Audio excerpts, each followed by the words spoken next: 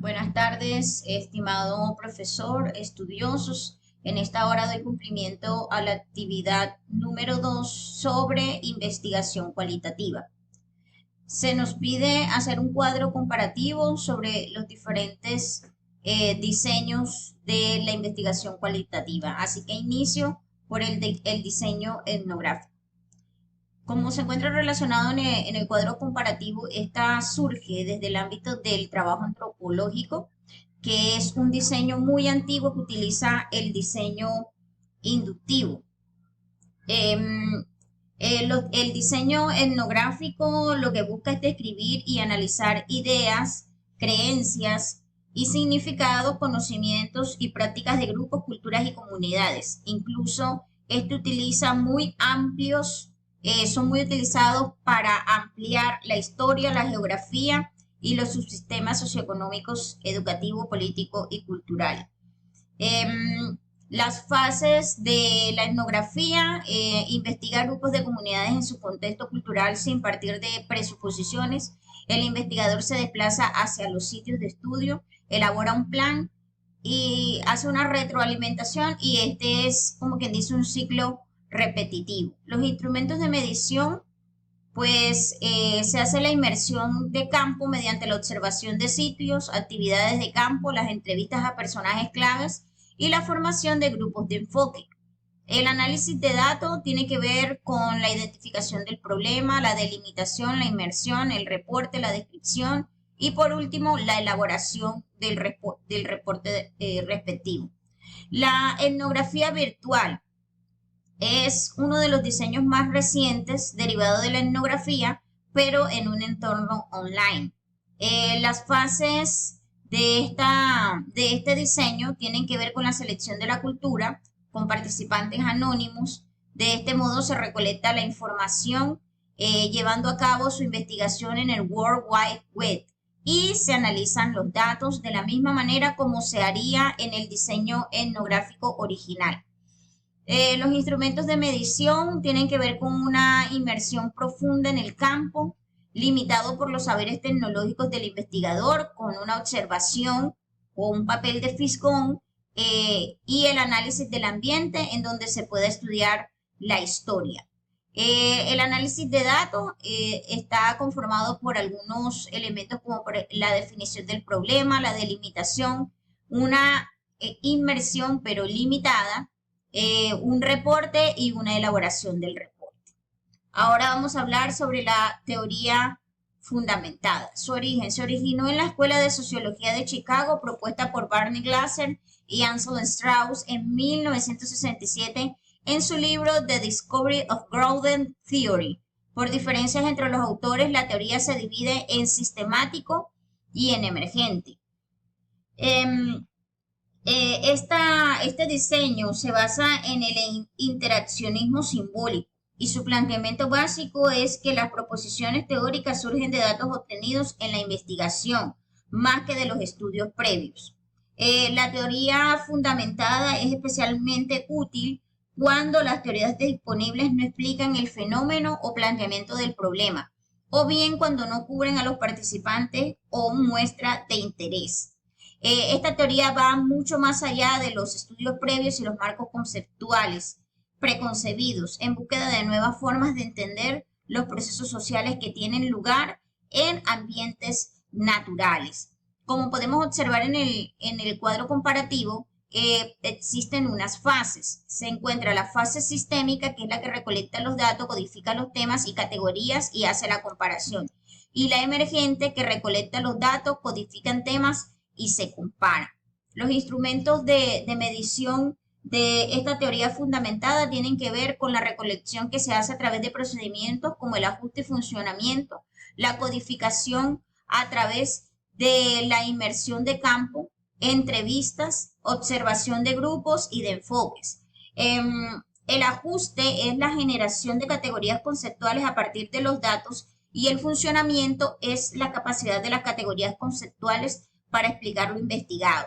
Aquí en este instrumentos de medición, los datos identifican sus atributos, es decir, que las cualidades o las características del dato que se comparan entre sí para encontrar coincidencias y distinguir diferencias. En esta parte, la codificación de la que se menciona en el cuadro comparativo es un proceso sistemático que contiene tres tipos de codificación. Una inicial que es la abierta, una segunda que es la axial y una tercera que es la selectiva. Dentro del análisis de datos que realiza este diseño, se encuentra utilizar el método comparativo constante en un momento descriptivo y en un momento relacional. Identifica el problema, la teoría, hace la recolección de datos, la segmentación, la agrupación, la revisión, la validación teórica y la elaboración del reporte. Bueno, continuamos con la investigación-acción. Proviene del autor Kurt Lewis y fue utilizada por primera vez en 1944. Describía una forma de investigación que podía ligar el enfoque experimental de la ciencia social con programas de acción social.